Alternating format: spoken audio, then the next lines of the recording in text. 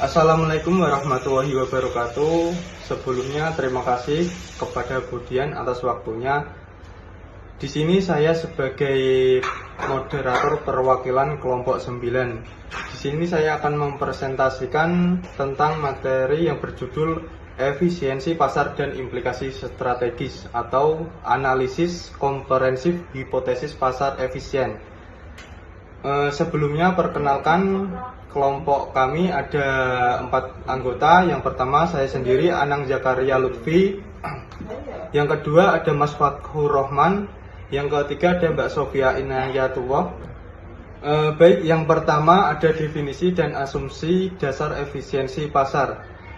Definisi efisiensi pasar yaitu yang dimana harga sekuritas mencerminkan secara penuh dan cepat semua informasi yang tersedia, sehingga mencegah investor memperoleh laba abnormal.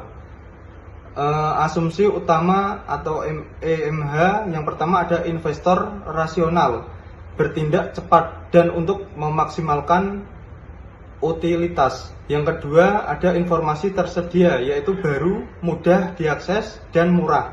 Yang ketiga ada biaya nol, tidak ada biaya transaksi atau pajak signifikan yang menghalangi.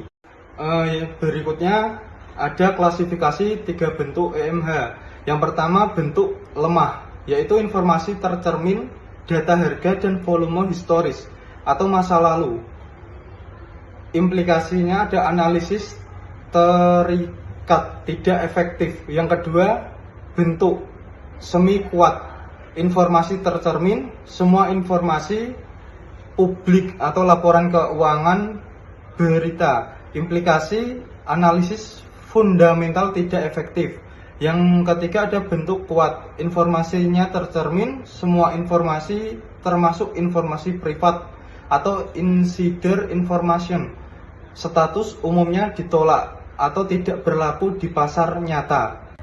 Seterusnya ada metode kunci pengujian empiris EMH, pengujian lemah dan semi kuat atau mengukur reaksi harga.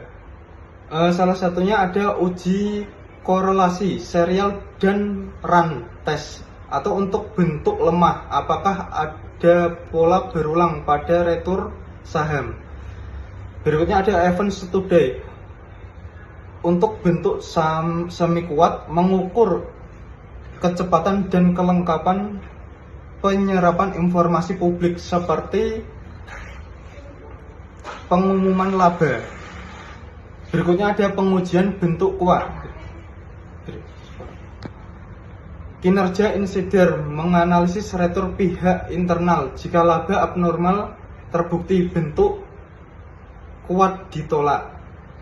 Yang terakhir ada kinerja manajer investasi, menganalisis retur dana kelolaan profesional. Baik, untuk berikutnya ada bukti empiris dan anomali. Yang pertama ada bukti mendukung atau pasar efisien, di antara lain ada harga bergerak secara random walk. Yang kedua ada harga bereaksi sangat cepat terhadap informasi baru. Berikutnya ada manajer profesional sulit mengalahkan pasar atau setelah biaya.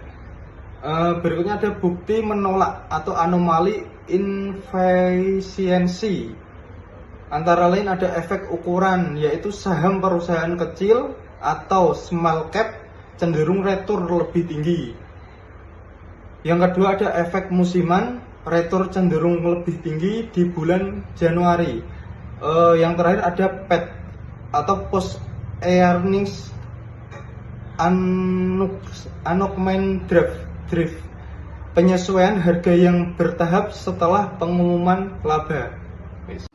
Selanjutnya penolakan bentuk kuat dan isu insider trending. Yang pertama premisi. Bentuk kuat menyirat mustahilnya laba abnormal bagi siapapun, termasuk insider. Yang kedua fakta di lapangan, yaitu pihak internal terbukti mampu menghasilkan laba abnormal dari penggunaan informasi privat. Yang ketiga implikasi regulasi, yaitu penolakan bentuk kuat ini menjadi dasar hukum utama bagi OJK dan regulator untuk melarang dan menghukum praktik insider trading demi menjaga keadilan pasar. Selanjutnya ada hipotesis pasar efisien. Yang pertama, efisiensi pasar bantu lemah, yaitu pasar dikatakan efisien dalam bentuk lemah jika harga sekuritas saat ini mencerminkan secara penuh seluruh informasi yang terkandung dalam harga, volume perdagangan di masa lalu atau data historis.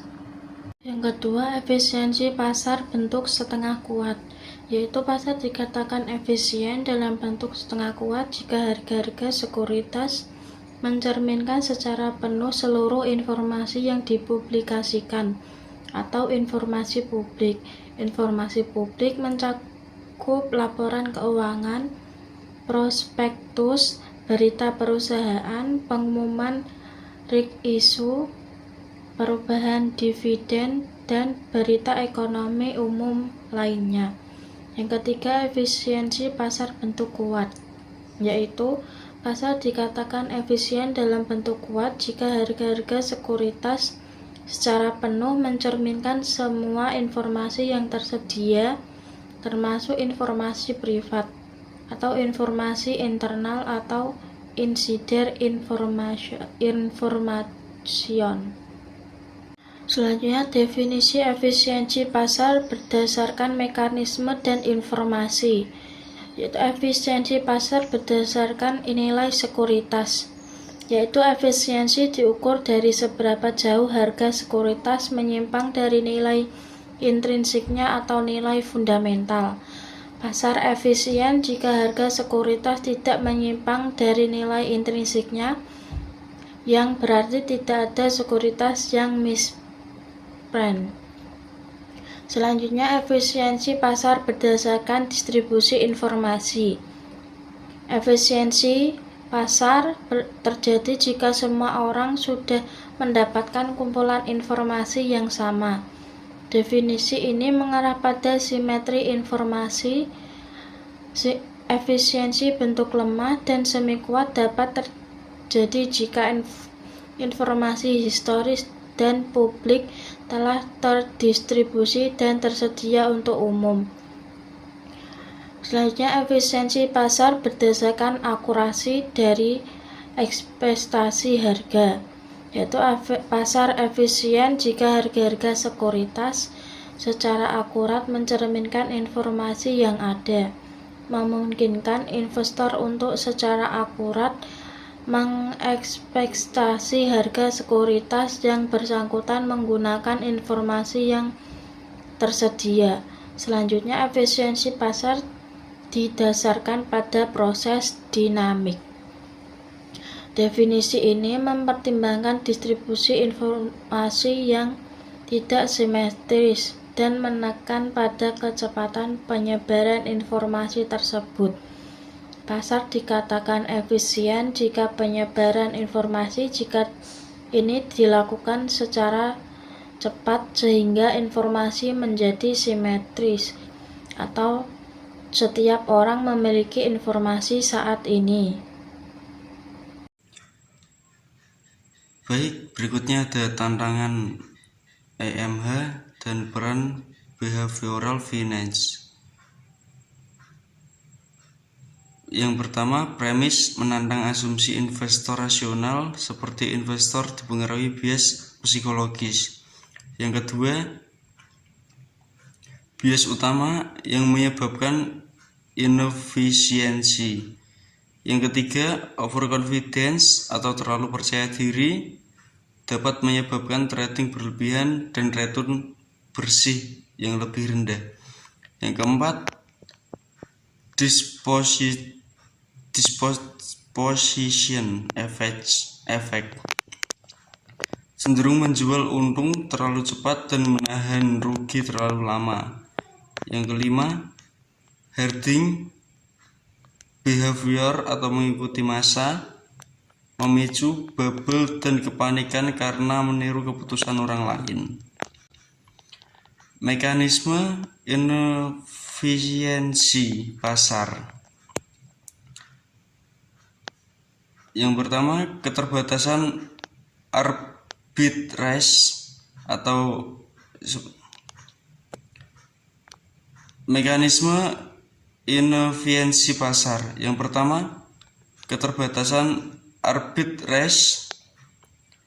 Arbitrager tidak selalu bisa meluruskan mispricing karena adanya risiko pendanaan, risiko fundamental, dan biaya. Yang kedua, biaya transaksi. Biaya trading menghalangi investor mengambil untung dari mispricing kecil sehingga peluang tersebut bertahan. Yang ketiga, kompleksitas informasi. Kualitas laporan yang berbeda dan kompleksitas informasi menunda penyerapan informasi oleh seluruh pasar.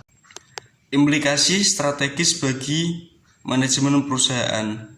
Keputusan pendanaan atau penerbitan saham atau obligasi di pasar efisien. Waktu penerbitan tidak relevan, keputusan harus didasarkan pada kebutuhan modal dan biaya. Aktivitas merger dan akuisisi atau M dan A. Sulit menemukan perusahaan target yang undervalued. M dan A harus didasarkan pada sinergi operasional yang jelas, bukan spekulasi harga. Kebijakan dividen. Keputusan dividen tidak akan mengubah nilai perusahaan secara fundamental jika pasar efisien. Selanjutnya, teknik pengumpulan dan analisis data. Teknik pengumpulan data yang digunakan adalah teknik dokumentasi yang meliputi langkah-langkah berikut.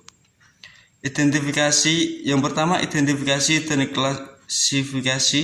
Yang kedua, anotasi dan ekstraksi. Yang ketiga, sintetis teoritis.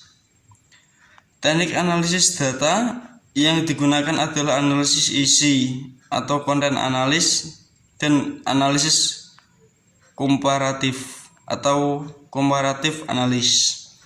Yang pertama, analisis isi atau konten analis. Yang kedua, analisis komparatif atau komparatif analis. Yang ketiga, sintetis implikasi. Sekian, terima kasih. Jika ada yang perlu ditanyakan, boleh ditanyakan.